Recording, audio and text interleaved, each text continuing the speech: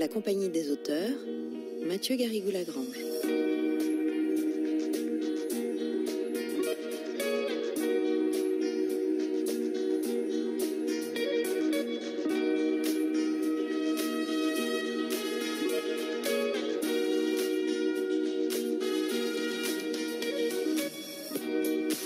Bonjour à toutes, bonjour à tous, très heureux de vous retrouver pour la suite de notre semaine consacrée au bac de français dans la compagnie des auteurs, avec aujourd'hui une émission qui s'inspire du programme des Terminales L, puisque nous parlons de la princesse de Montpensier dans cette émission de Laurence Genepin, Laurent Travagli-Chanal et Didier Pinault, réalisée par Laurence Millet et avec à la console Anthony Thomasson.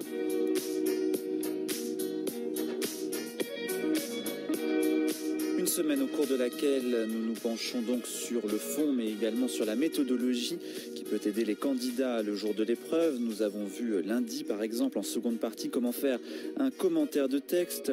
Hier, nous avons parlé de la dissertation et tous les jours à 15h30, la professeure de français Marie-Sandrine Lamoureux nous donne également des conseils méthodologiques. C'est à la place d'En Compagnie des revues et vous pouvez les retrouver, ces conseils, en téléchargeant la chronique. Alors vous le savez maintenant, il n'y a pas réellement de programme en classe de première, mais ce qu'on appelle des objets d'études à travailler durant l'année. Nous sommes par exemple revenus lundi sur la thématique du personnage de roman et hier sur la question des réécritures avec l'exemple de Robinson Crusoe, roman de Daniel Defoe, réécrit par de nombreux écrivains après lui et en particulier par Michel Tournier avec ses deux versions de Vendredi. Et puis demain, alors une émission tout terrain pour donner des cadres d'histoire littéraire à tous les lycéens et à tous les auditeurs en général. Nous reviendrons sur la chronologie des divers courants littéraires. Ce sera avec Pascal Fautrier de l'Université du Havre. Et aujourd'hui,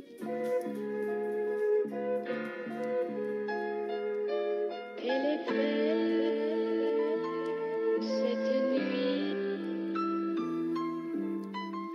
Aujourd'hui, pour parler de la princesse de Montpensier, la nouvelle de Madame de La Fayette, et aussi de son adaptation au cinéma par Bertrand Tavernier, deux œuvres qui figurent au programme des terminales littéraires. Nous sommes en compagnie de Michel Vincent, docteur en lettres et auteur d'un manuel pédagogique consacré justement à la princesse de Montpensier, qu'il a publié dans la collection Profil Bac des éditions Hatier. Bienvenue donc aux lycéens, lycéennes et professeurs, et bien entendu bienvenue à tous. Voici la compagnie des auteurs.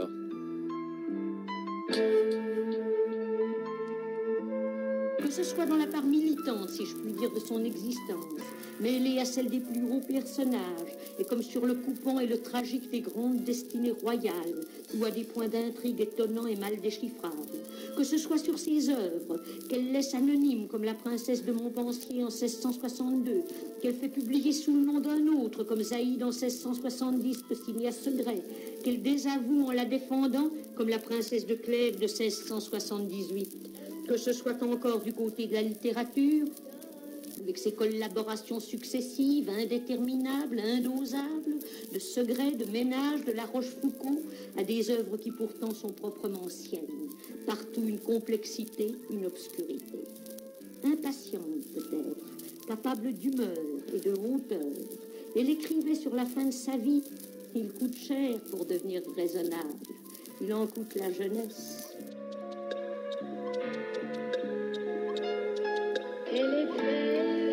Et en ouverture, ce portrait de Madame de La Fayette au cours d'une causerie de Marie-Jeanne Dury en 1954. Bonjour Michel Vincent. Bonjour. Alors commençons d'abord par raconter, peut-être un petit peu longuement, la vie de l'auteur, Madame de La Fayette. Une femme limpide en apparence, mais en réalité assez mystérieuse. Mystérieuse, oui.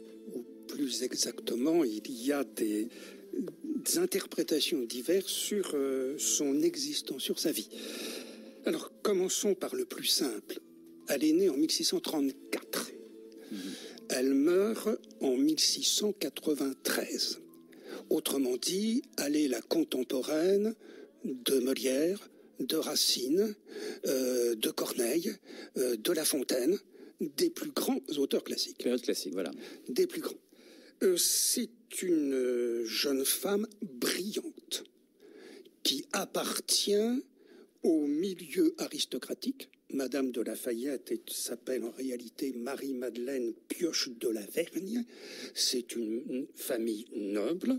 Et très tôt, à l'âge de 16 ans... De la petite noblesse. De la petite noblesse, mais très tôt, à l'âge de 16 ans, elle fréquente les salons littéraires. Elle fréquente les salons littéraires. Elle est une précieuse au sens propre du terme. Ça, ce sera important. Elle connaît le salon de Mademoiselle de Scudéry, même si elle écrira des œuvres totalement à l'opposé des romans précieux de Mademoiselle de Scudéry.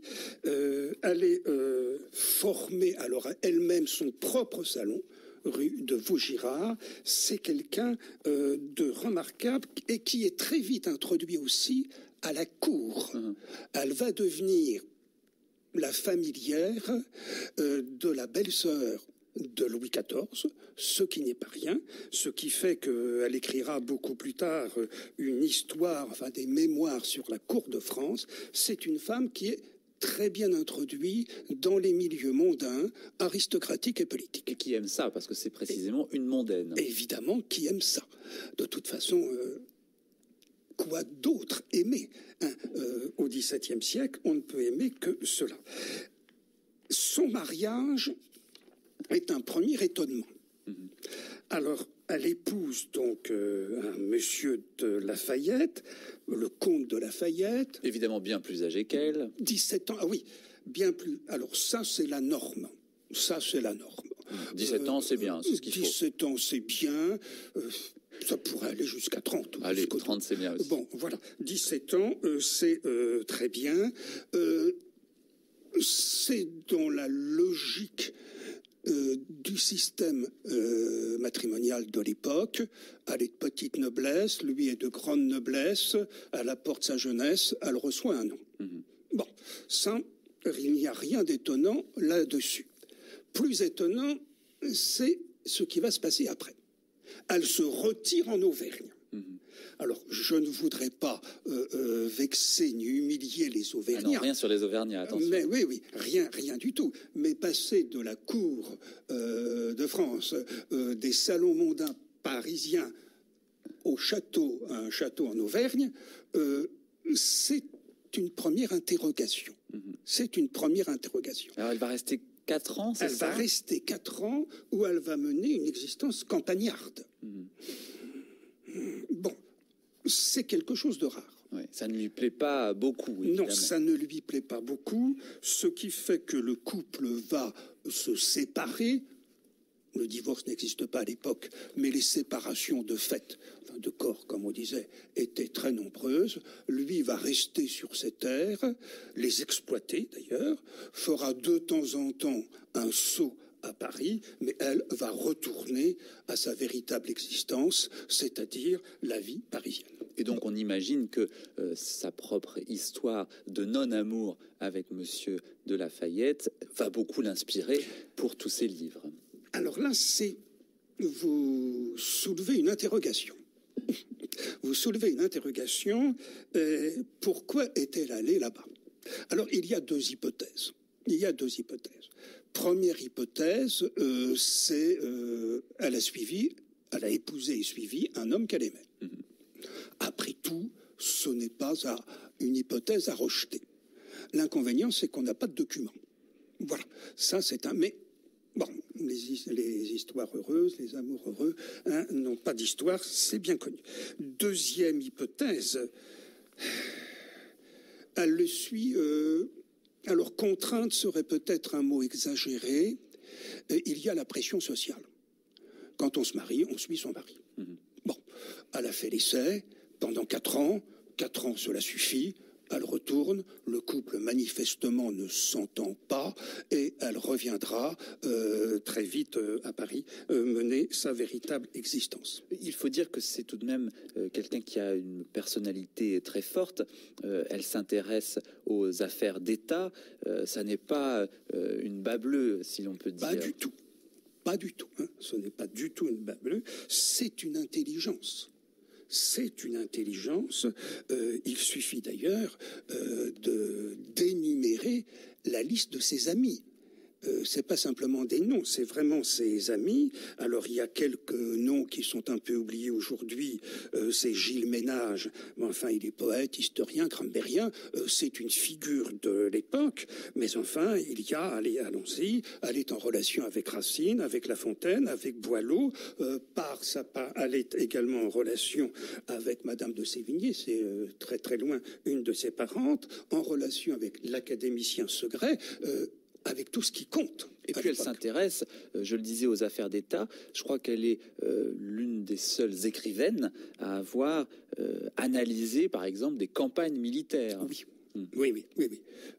Ce qui était rare à l'époque. Alors non pas l'analyse, mais le fait qu'une femme s'intéresse à cela. Oui, tout à fait.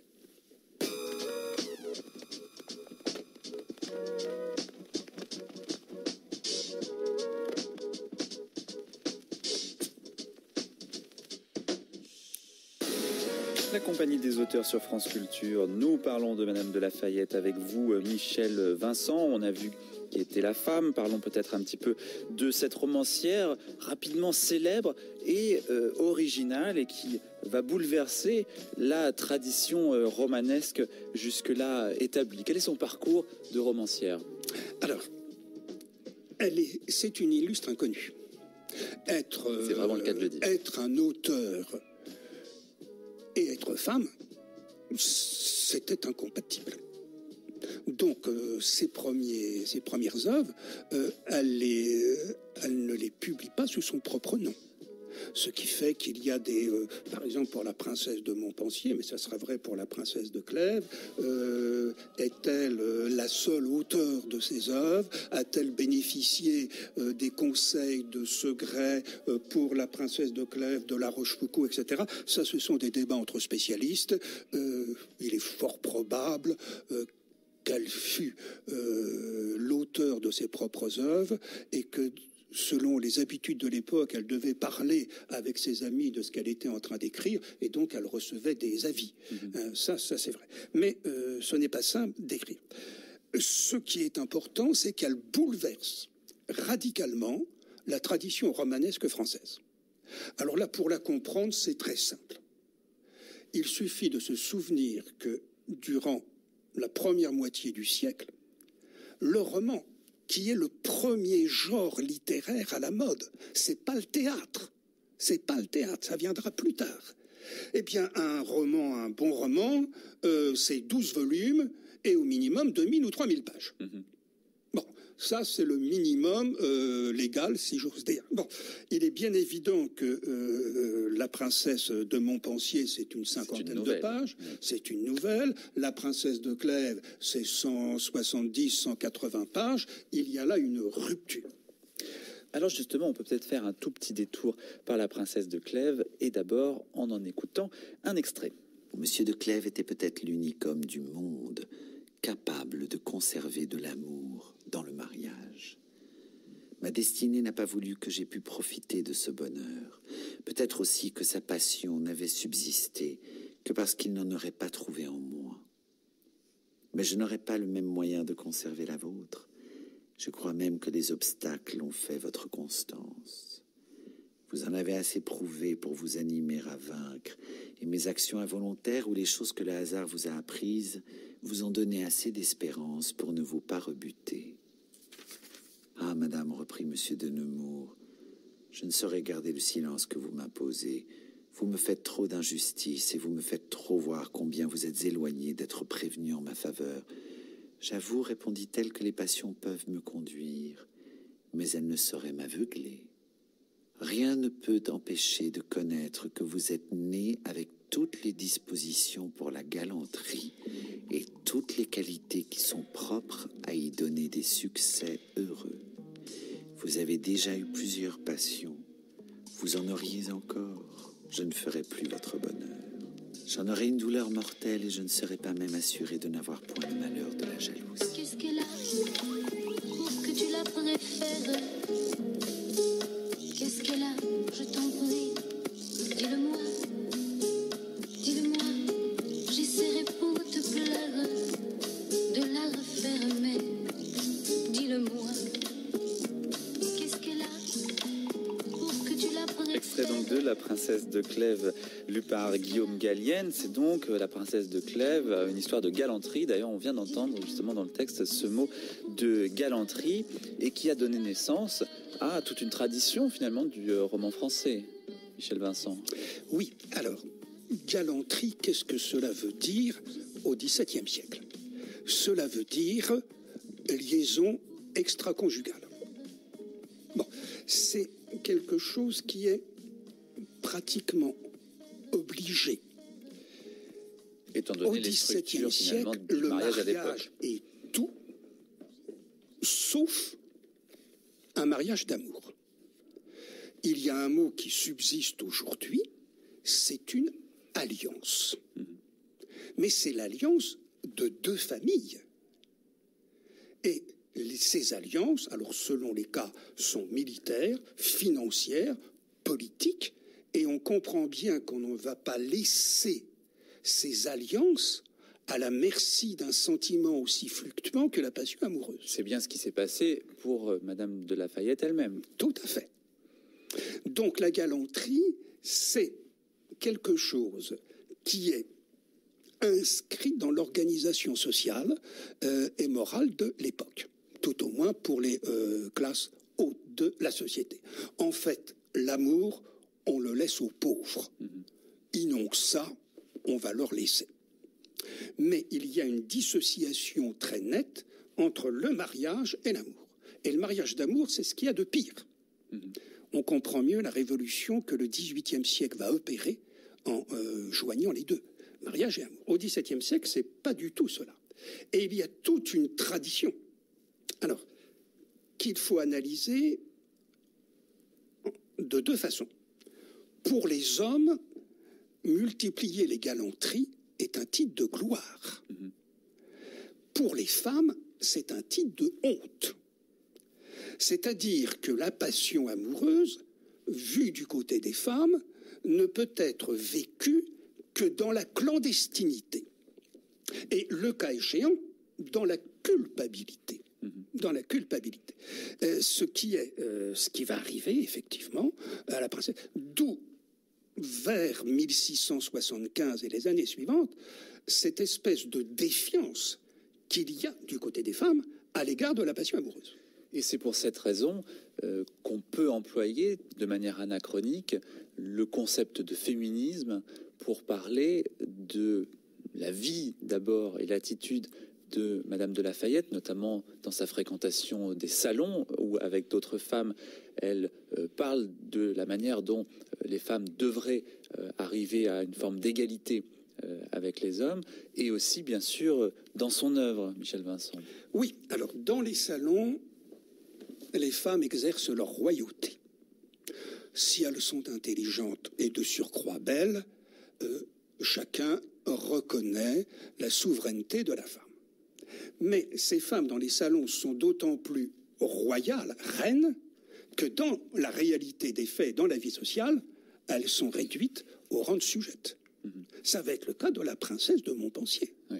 C'est même très clair. Et c'est même très clair. La princesse de Montpensier. Dans le film de Tavernier, il va y avoir une révolte progressive et la princesse va s'émanciper de sa condition, mais au prix de la pression sociale. Alors on va peut-être revenir sur la question de l'amour qui est évidemment centrale et qui est d'ailleurs pas traitée de la même manière dans la nouvelle et dans le film. Mais je voudrais terminer quand même sur la princesse de Clèves parce qu'il me semble que c'est important de rappeler la nouveauté très importante de ce roman et la véritable originalité de la princesse de Clèves, c'est l'usage narratif absolument neuf que Madame de Lafayette fait de ce qu'on pourrait appeler l'investigation psychologique. Est-ce que vous pouvez nous expliquer en quoi ce roman marque réellement une rupture par rapport à ce qui existait avant de ce point de vue-là? Oui, le roman se développe uniquement sur l'évolution des sentiments. C'est le moteur de l'intrigue. C'est le moteur de l'intrigue. Ce qui est une nouveauté, enfin le moteur, unique moteur de l'intrigue. Et la nouveauté, elle est là. par rapport au roman précédent, plusieurs milliers de pages. On comprend très bien qu'on ne peut pas écrire plusieurs milliers de pages uniquement sur l'évolution d'un sentiment. Là, ça, c'est une volonté sur une analyse sentimentale, sur l'évolution du cœur. Ça, c'est très... il y a probablement là une influence de La Rochefoucauld, qui, bien sûr, s'est beaucoup intéressé à cela, mais ça, c'est la nouveauté absolue. Et puis ça remplace les dialogues qui étaient parfois un peu roboratifs et qui permettaient justement aux personnages de faire comprendre l'un à l'autre comment les sentiments évoluaient. Oui. Ça remplace les dialogues. C'est une... Allez-y. C'est une nouveauté absolue avec l'insertion de cette évolution dans un milieu social très précis et à une époque très précise. Les dernières années, pour la princesse de Clèves, je cite de mémoire, ce sont les dernières années du roi Henri II. C'est donc l'époque des Valois, on n'est pas très loin avec la princesse de Clèves, avec la princesse de Montpensier. Oui. Alors, est-ce que vous diriez, vous, que Madame de La Fayette avait pleinement conscience de ce qu'elle faisait en écrivant La princesse de Clèves, ou est-ce que vous pensez qu'elle a suivi finalement une forme d'inspiration informée, évidemment, et réfléchie? Est-ce que vous pensez qu'elle avait conscience de révolutionner à ce point-là le roman? Ça, c'est une vaste question. J'aurais tendance à penser que oui. J'aurais tendance à penser que oui. Bon, elle connaissait les romans qui se publiaient à son époque. Elle a très bien enregistré que ces romans précieux, que ces romans héroïques, etc., enfin toute la tradition française du roman commence à faiblir dans les années 1660. Il y a de moins en moins de lecteurs, on s'y intéresse moins. Bon, et elle sait très probablement aussi qu'en Espagne, la nouvelle vient de là, vient d'abord d'Espagne, qu'en Espagne, il y a un nouveau genre. Et je crois qu'il faut créditer Madame de La Fayette de l'intelligence qu'elle a eue d'écrire un roman nouveau. Non pas un nouveau roman, mais un roman nouveau. Et alors, est-ce que déjà avec La princesse de Montpensier, qui nous intéresse au premier chef aujourd'hui, on est déjà dans cette nouveauté-là? Pas encore. Absolument, on est dans cette nouveauté-là. Alors, pour être simple, insertion dans une époque historique précise, ce qui est une nouveauté.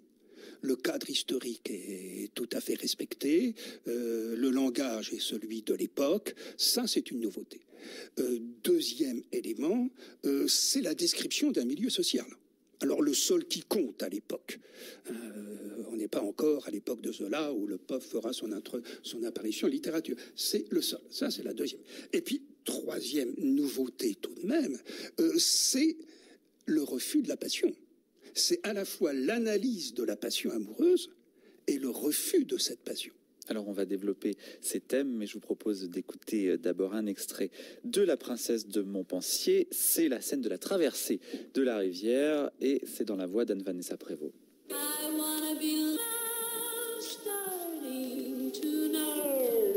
Voulant pousser l'aventure à bout, ils firent avancer dans la rivière de leurs gens à cheval, le plus avant qu'il se put, pour crier à cette dame que c'était Monsieur d'Anjou, qui eût bien voulu passer de l'autre côté de l'eau et qui priait qu'on le vînt prendre. Cette dame, qui était la princesse de Montpensier, entendant dire que le duc d'Anjou était là, et ne doutant point à la quantité des gens qu'elle voyait au bord de l'eau, que ce ne fût lui, fit avancer son bateau pour aller du côté où il était. Sa bonne mine lui fit bientôt distinguer des autres, mais elle distingua encore plus tôt le duc de Guise. Sa vue lui apporta un trouble qui la fit un peu rougir et qui la fit paraître aux yeux de ses princes dans une beauté qu'ils crurent surnaturelle. Le duc de Guise la reconnut d'abord, malgré le changement avantageux qui s'était fait en elle depuis les 3 années qu'il ne l'avait vue. Il dit au duc d'Anjou qui elle était, qui fut honteux d'abord de la liberté qu'il avait prise. Mais, voyant Madame de Montpensier si belle, et cette aventure lui plaisant si fort, il se résolut de l'achever. Et, après 1000 excuses et 1000 compliments, il inventa une affaire considérable, qu'il disait avoir au-delà de la rivière, et accepta l'offre qu'elle lui fit de le passer dans son bateau. Il y entra seul avec le duc de Guise, donnant ordre à tous ceux qui les suivaient d'aller passer la rivière à un autre endroit, et de les venir joindre à Champigny, que Madame de Montpensier leur dit qu'il n'était qu'à 2 lieues de là. Sitôt qu'ils furent dans le bateau, le duc d'Anjou lui demanda à quoi il devait une si agréable rencontre. et ce qu'elle faisait au milieu de la rivière. Elle lui répondit qu'étant partie de Champigny avec le prince son mari, dans le dessein de le suivre à la chasse, s'étant trouvée trop lasse, elle était venue sur le bord de la rivière, où la curiosité de voir prendre un saumon qui avait donné dans un filet l'avait fait entrer dans ce bateau. Monsieur de Guise ne se mêlait point dans la conversation. Sentant réveiller vivement dans son cœur tout ce que cette princesse y avait autrefois fait naître, il pensait en lui-même qu'il sortirait difficilement de cette aventure, sans rentrer dans ses liens.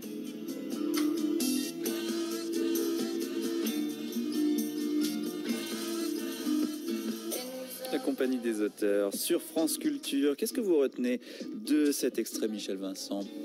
Alors, c'est évidemment une séquence très romanesque.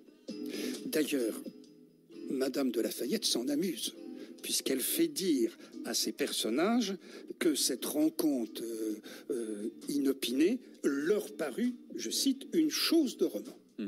Donc elle fait référence elle-même au roman pour mieux faire passer qu'elle invente. Bon. Deuxième élément important, c'est la rencontre amoureuse. Ou plus exactement, ce sont les retrouvailles amoureuses.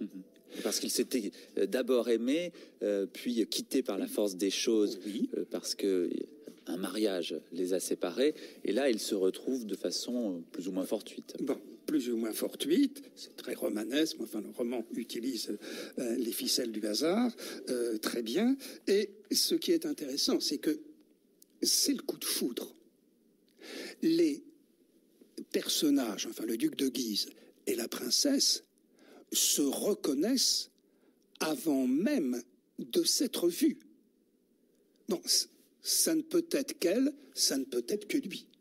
Ça, ils se reconnaissent. Et troisième élément intéressant, le corps parle avant l'expression orale. La princesse rougit. C'est l'aveu. C'est l'aveu que, eh bien, la vue du duc de Guise la touche et l'émeut. Et le duc de Guise, lui, qui est pourtant un guerrier habitué à toutes sortes de situations, se trouve brutalement silencieux. Et qu'est-ce que vous retenez alors de tous ces éléments? Alors ça, c'est quelque chose. Bon, c'est la force du sentiment amoureux. C'est le coup de foudre. Enfin, c'est le renouveau du coup de foudre. Et comment s'exprime-t-il? Par le corps. Il y a évidemment les noms des personnages. Duc de Guise, par exemple, Montpensier, ce sont des noms qui sont des noms de personnes réelles, en tout cas de grandes familles. Tout à fait. Et ça, c'est important parce que la princesse de Montpensier, c'est une nouvelle dite historique. Et la nouvelle historique est à la mode à cette époque-là. Est-ce que vous pouvez nous expliquer à quoi ça s'oppose et puis pourquoi finalement la nouvelle historique marche si bien au moment où paraît cette nouvelle-là? Alors, les noms, tout d'abord. Effectivement, les noms concourent au prestige de l'œuvre. Bon, nous sommes dans un milieu aristocratique et princier. Il y a un tout petit détail. Nous ne connaissons pas, à lire le texte de Madame de Lafayette, nous ne connaissons pas le prénom de la princesse. Elle n'en a pas. Parce que lui donner un prénom, c'est briser cette apparence de solennité dans laquelle les personnages évoluent. C'est la préciosité que souhaite donner à son Alors, il y a le Madame prestige, de Lafayette. non, vous le rappelez à juste titre, les Guises, c'est un nom de l'histoire de France. Alors, la princesse de Montpensier, on a beaucoup étudié là-dessus, surtout Madame Cuénin, une universitaire, a étudié là-dessus. Alors, les Montpensier avaient existé. Au moment où Madame de Lafayette compose son texte, donc 1670-71, les Montpensier ne sont plus très connus. Mais il y a le souvenir d'une famille. Alors, quel est l'intérêt de tout cela? C'est le gage de la crédibilité du roman. C'est un effet de réel aussi. C'est un effet de réel. Nous sommes habitués, nous, aujourd'hui, depuis ce que l'on appelle le réalisme, même si le réalisme n'est pas vrai, même si le réalisme n'est pas réel. Bon, ça, c'est un autre débat.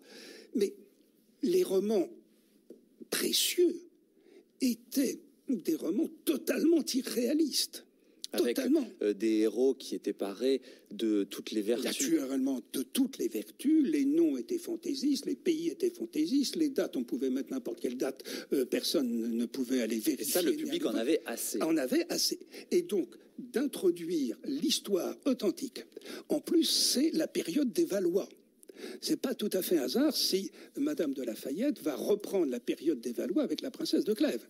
Les Valois sont dans le souvenir des contemporains de Madame de Lafayette l'expression d'une civilisation raffinée et galante.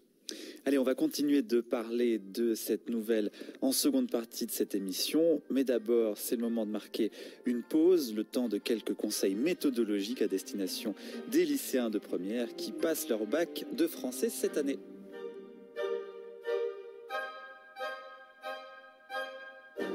La compagnie des auteurs, Mathieu Garrigou-Lagrange.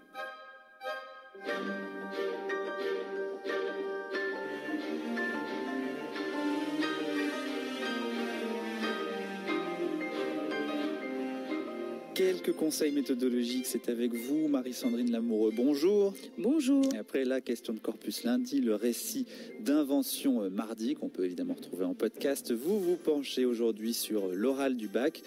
Quelle est la méthode à suivre pour bien le réussir? Expliquez-nous tout. Alors déjà, qu'est-ce que c'est ce fameux oral du bac? Eh bien, les élèves ont préparé tout au long de l'année des textes et des activités complémentaires qui ont été réunis sous forme d'un descriptif par le professeur. Et ils vont l'apporter le jour du bac et être interrogés. Donc, ils préparent pendant 30 minutes et ils passent pendant 20 minutes, 10 minutes d'un exercice qu'on appelle lecture analytique sur un texte pendant lequel ils ne seront pas interrompus par l'examinateur et 10 minutes d'entretien avec le jury autour de l'objet d'étude sur lequel ils sont interrogés, des autres textes dans cette séquence proposée par le professeur et de toutes les activités complémentaires. C'est là où c'est important d'avoir bien écouté en classe pendant toute l'année, puisque les objets d'études, c'est au fond le programme qui est révisé pendant toute l'année avec le professeur. Tout à fait, et d'autant que dans la plupart des séries, dans les séries générales en tout cas, c'est la moitié du coefficient, c'est-à-dire c'est la même chose que l'écrit. On valorise aussi l'oral. Et puis, il faut se préparer avant, donc bien avoir révisé toutes les notions, bien arriver à maîtriser son élocution. Et pour ça, une seule solution, comme je le répète depuis lundi, s'entraîner, trouver des interlocuteurs, justement pour s'exprimer sans bafouiller. Les fameuses victimes voilà. Qu'il faut dénicher chez les amis ou chez les parents. Et puis repérer la question à partir, ne pas apprendre par cœur en fait, on se trompe si on pense qu'il faut apprendre par cœur. Le professeur a préparé en amont le texte qu'il va choisir, puisqu'on reçoit les descriptifs 3 semaines avant de faire passer effectivement l'épreuve d'oral du bac aux candidats. On a préparé en amont des questions à destination des candidats. Cette question qu'on propose au début de l'oral est en réalité la problématique. Donc il va falloir que le candidat adapte ce qu'il a appris pendant l'année sur ce texte à la question posée par le professeur, qu'il adapte son plan, qu'il rappelle cette question dès son introduction, qu'il explique en quoi sa partie est opérante par rapport à une partie de la réponse à cette fameuse problématique dont on vous parle depuis lundi. Est-ce qu'il y a une attitude à avoir le jour de l'examen ? Alors oui, je dirais une attitude et même une posture, une façon de s'exprimer, une façon de se présenter. On ne va pas arriver, d'abord il faut être modeste parce qu'il y a quelqu'un qui est en train de passer ou de préparer pendant que soi-même on se présente. Il est inutile de souffler bruyamment. En même temps, il faut savoir se protéger du fait que quelqu'un d'autre est en train de passer, en apportant sa petite bouteille d'eau, des boules qui est, une montre pour pouvoir voir qu'on a le temps nécessaire. Est-ce qu'on n'a pas le droit au téléphone portable ? Surtout pas le portable, surtout pas les cours. Donc oui, à cette attitude, il faut être posé, il faut montrer qu'on maîtrise quand même un tant soit peu l'art oratoire. On ne demande pas d'être un grand orateur, il ne s'agit pas de déclamer son texte, mais on demande d'être convaincu de montrer qu'on a compris le sens de ce texte, sa portée. Qu'est-ce que Du Bellay exprime dans cette nostalgie pour son pays natal, dans Heureux qui comme Ulysse? Qu'est-ce que Henley va apporter, le poème d'Henley va apporter à quelqu'un comme Nelson Mandela quand il se récite dans sa prison pour supporter toutes ces années de souffrance. Donc qu'est-ce qu'on ressent et comment l'auteur va mettre la technique au service de ça, de ce qu'il veut qu'on ressente, de ce qu'il veut qu'on partage. Très rapidement, il y a quoi sur la feuille quand on arrive devant le jury? Alors très sur rapidement, les feuilles, moi ce que je conseille à mes élèves, c'est d'avoir des brouillons sur plusieurs pages. Donc d'avoir une première page avec l'introduction, la conclusion, surtout pas rédigée, quelques points. Une page par partie, donc pendant qu'ils préparent, de repasser le texte de manière linéaire et de remplir chaque feuille qui correspond à chaque partie. Et puis à côté, de garder 10 minutes pendant les 30 minutes de préparation pour repasser un petit peu ce qu'on a fait pendant la séquence et ce qu'on va vouloir mettre en avant au moment de l'entretien. Il faut se rappeler que c'est peut-être la dernière fois, sauf pour les élèves de séries littéraires, qu'ils verront un professeur de français. Donc qu'ont-ils retenu de toutes ces belles années en littérature? Merci beaucoup Marie-Sandrine Lamoureux d'être venue comme ça nous aider, puis aider surtout les lycéens lundi, mardi et mercredi de cette semaine à réviser le bac de français. À bientôt.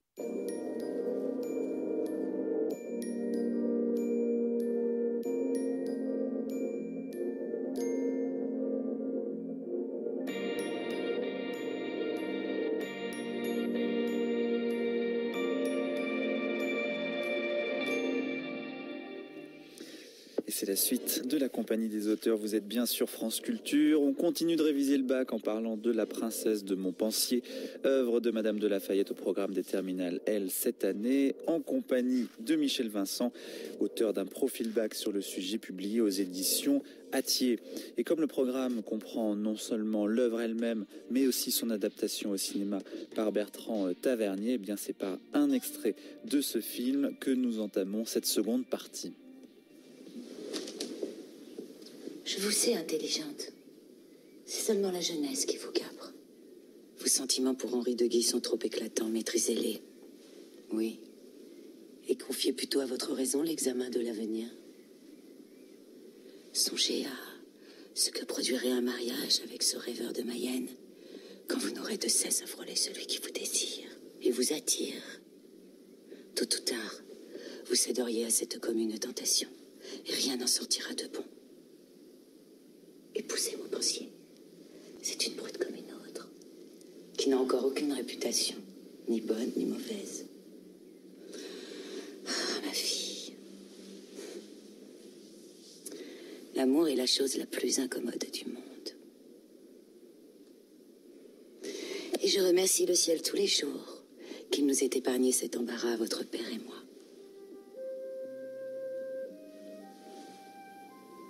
Soumettez-vous.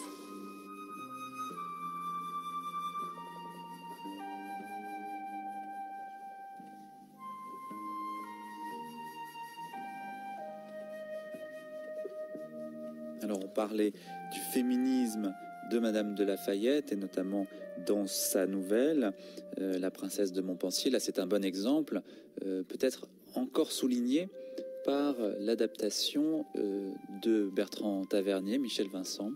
Ah oui, tout à fait. Et l'extrait que vous venez de passer est extrêmement éclairant sur la situation de la femme. Et La Princesse de Clèves, vue par Bertrand Tavernier, c'est l'histoire d'une femme qui s'émancipe de son milieu, qui s'émancipe des principes dans lesquels elle a été élevée et qui est prête à courir tous les risques de la passion. Et d'ailleurs, elle va courir tellement de risques que finalement, elle va devoir en payer le prix. Bien sûr, elle paiera le prix qui sera celui d'abord de la solitude, qui sera celui du remords, parce qu'elle a tout perdu. Elle a tout joué, elle a tout perdu. Elle a perdu son mari, elle a perdu Chaban, qui était tout de même un ami extraordinaire, et puis le duc de Guise, qui l'oublie assez vite. Et donc, elle finira par oublier la vie, par perdre la vie. Mais elle ne le regrette pas. La vie pour elle ne se concevait, ce sont les derniers mots du film, prononcés en off par la princesse, du moment qu'elle a vécu la violence et les violences de la passion, elle a vécu. Mais alors ça, c'est l'interprétation de Tavernier. C'est pas forcément ce qu'on lit exactement dans la nouvelle de Madame de La Fayette. Vous avez parfaitement raison, c'est même le contraire. C'est même le contraire.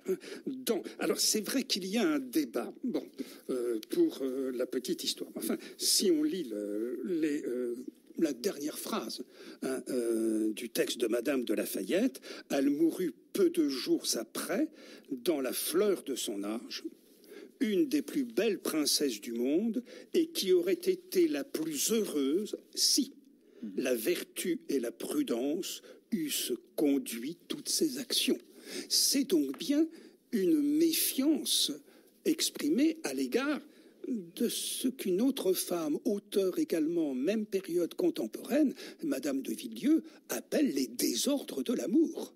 Il faut se méfier des désordres de l'amour. Voyez à quoi cela aboutit. Donc c'est un livre essentiellement moral. Alors, essentiellement moral. Alors, chez les spécialistes, il y a un débat de savoir si cette dernière phrase n'a pas été rajoutée pour que ce soit conforme à la morale de l'époque. Bon, on n'a pas de preuve que ce soit rajouté, et puis surtout, cette phrase, elle s'inscrit dans la logique même de tout le récit. Alors ça, c'est pas très féministe. Alors ça, ce n'est pas féministe du tout. Là, ce que la princesse de Montpensier montre chez Madame de La Fayette, c'est un féminisme négatif, en quelque sorte. Voilà la situation de la femme. Voilà la situation de la femme. Et cette situation, c'est celle d'une soumission absolue. Alors c'est une vision tout de même très pessimiste de l'amour, et Bertrand Tavernier a sans doute voulu, et c'est en cela que c'est une réécriture, je renvoie les auditeurs aussi à l'émission que nous avons faite hier, Bertrand Tavernier a décidé de montrer la passion avec ce qu'elle a, cette passion tout de même de positif. Alors c'est exactement cela, c'est-à-dire qu'il réécrit l'histoire, et ce qui est assez fascinant dans la réécriture, c'est pas simplement une mise en image, une simple adaptation, c'est qu'en partant du même texte, il arrive à suggérer des conclusions totalement différentes. Effectivement, chez Tavernier, c'est la violence de la passion qui est célébrée. Alors certes, elle a un prix. Certes, elle a un prix. Et le prix, c'est la vie. Bon, très bien, mais Racine ne dit pas autre chose. Après tout, et elle est prête à payer. La princesse de Montpensier chez Tavernier prononce un mot extraordinaire qui nous paraît fade aujourd'hui, banal, pardon, pas fade, banal. Mais à l'époque, c'est invraisemblable. Elle dit qu'elle va user de sa liberté. Liberté et tolérance. Voilà ce qu'elle dit. Ce sont deux mots inimaginables. Alors, d'une part au XVIe siècle, mais également au XVIIe. Qu'une femme dise « je revendique ma liberté ». Donc c'est bien une réécriture, mais peut-on se faire l'avocat du diable et dire c'est aussi une trahison de l'œuvre originelle? Alors, pas beaucoup le mot trahison. Je dirais que les réécritures, elles sont constantes, permanentes. Les romans contiennent des sujets qui vont donner le sujet d'autres romans. Le cinéma a inventé le remake, effectivement. Et réécrire, c'est inventer. C'est inventer. Et donc, il y a un moment où l'œuvre première devient un matériau de base pour donner une autre œuvre. Effectivement, c'est un processus de création.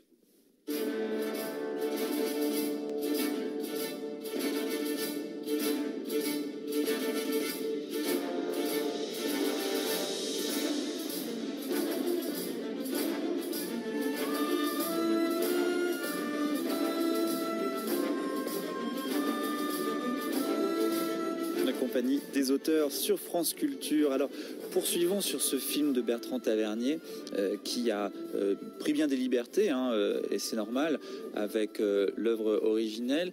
Par exemple, ce film commence sur un prologue, une scène de bataille qui n'existe pas dans la nouvelle. Pour quelle raison? Alors, cela porte un nom au XVIIe siècle, c'est les bienséances.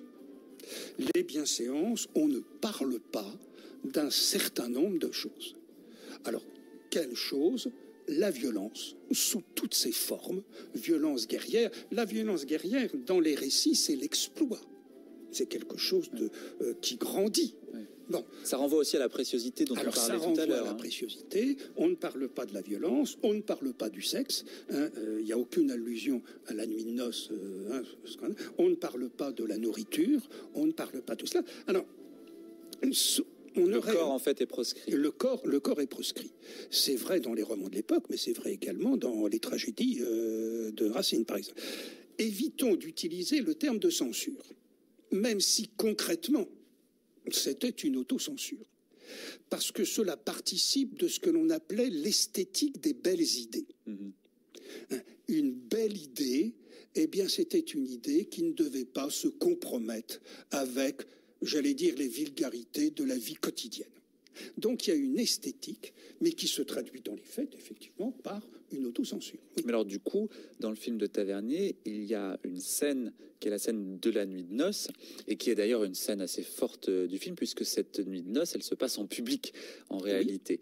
Donc ça n'est pas dans la nouvelle, mais c'est tout de même historiquement correct, puisque Bertrand Tavernier a fait des recherches pour retrouver comment se passaient à l'époque les nuits de noces. Absolument, absolument.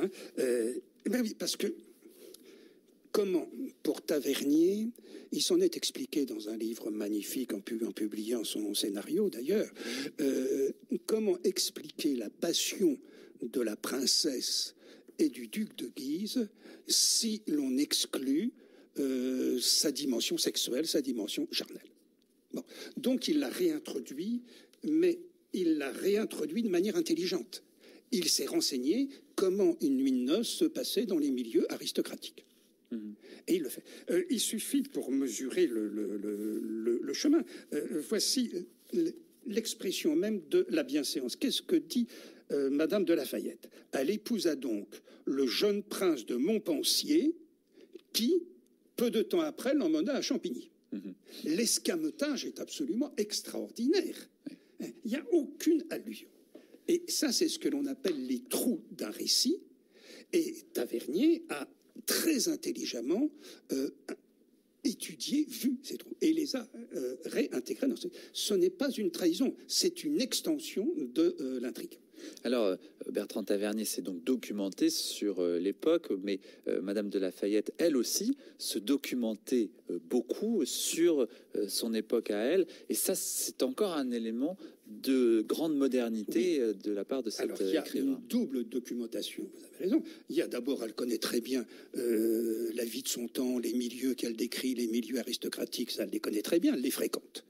Elle les fréquente, ça c'est vrai. Et comme l'action est censée se dérouler au XVIe siècle, durant les guerres de religion, en fait entre 1566 et la Saint-Barthélemy 1572, elle a étudié de près, ça on le sait, les historiens, notamment Mézeray, qui a publié une histoire des guerres de religion, etc.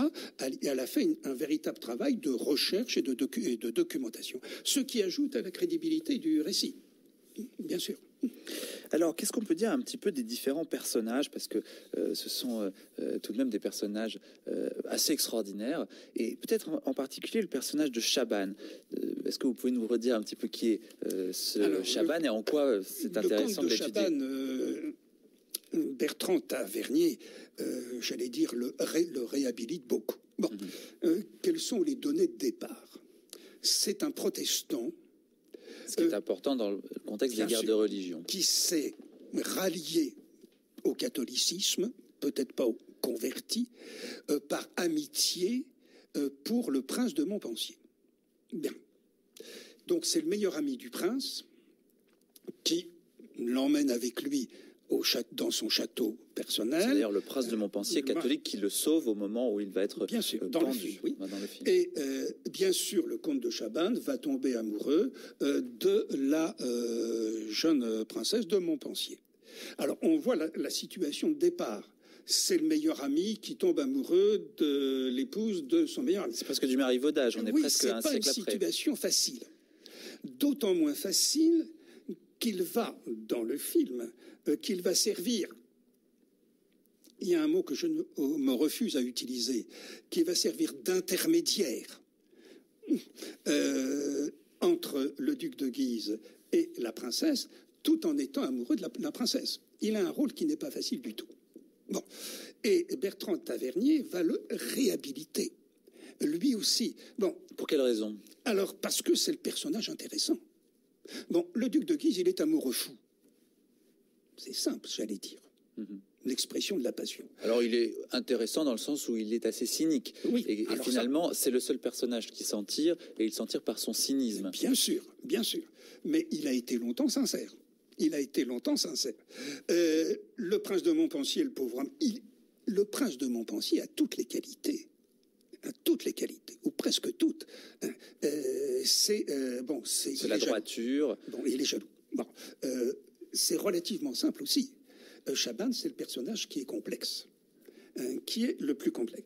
Et Tavernier va le rendre. Donc, Madame de Lafayette l'utilise un peu comme une utilité. Là, Tavernier va en faire un vrai personnage. Un vrai personnage. D'abord parce que lui aussi évolue. Dans le prologue, c'est un protestant fanatique. C'est lui qui tue. Oui, il tue beaucoup de monde. Il tue beaucoup de monde, en particulier un enfant, une femme enceinte. Une femme enceinte, c'est le crime des crimes. À l'époque, c'est le crime des crimes. Bon, c'est un fanatique et qui va évoluer considérablement vers une forme d'humanisme, vers une forme de pacifisme. Il a trop tué pour continuer à croire à la gloire guerrière, des combats, etc. Et c'est un personnage très intéressant, et qui devient éperdument amoureux de la princesse jusqu'au sacrifice. Et la fin du comte de Chabannes, il est comte, il n'est pas duc, du comte de Chabannes est intéressante. Tavernier le dote d'une fin héroïque. Donc, note de bas de page pour les lycéens qui peut-être nous écoutent. Si on veut montrer ce que Bertrand Tavernier a voulu faire, on peut par exemple suivre l'évolution de ce personnage de Chabannes qui semble vraiment incarner l'une des thèses de Bertrand Tavernier, en tout cas dans ce film. Tout à fait. C'est même il en fait même pour l'époque un savant. C'est lui qui forme la princesse de Montpensier. Il dispense un savoir qui est mathématique, qui est botanique, etc. C'est quelqu'un qui devient un humaniste.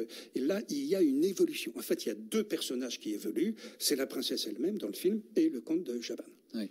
C'est d'ailleurs le comte de Chabannes qui lui apprend à lire, et ça montre à quel point les femmes à cette époque-là sont traitées pour rien en réalité, parce que la princesse ne sait pas même lire. Ce qui doit choquer évidemment énormément Madame de Lafayette, qui elle est une grande érudite. Bien sûr, mais c'était le cas de beaucoup de femmes. Et la princesse de Montpensier, enfin mademoiselle de Mézières, évoluait dans un milieu social élevé.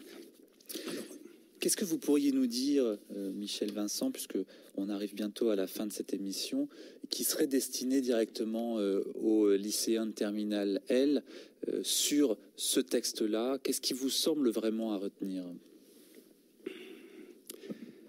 Le texte ou le film, ou les deux? Peut-être les deux. C'est la manière dont Bertrand Tavernier a travaillé. Il a commencé par interroger le texte et rendre aux mots, donc repérer les mots, pas les pages, pas les scènes, les mots, parfois un mot, quelle était la puissance de ce mot au XVIIe siècle. Et c'est à partir de là où il va inventer les scènes. Mais en fait, ce n'est pas de l'imagination pure, c'est tout simplement l'explication du mot. Le verbe tourmenter, au XVIIe siècle, c'est un verbe très fort. qui pratiquement veut dire torturer. Donc revenir au mot au sens premier du mot. Ça, c'est un travail d'abord littéraire. Eh bien, gageons que les lycéens sauront retenir ce conseil. Espérons-le.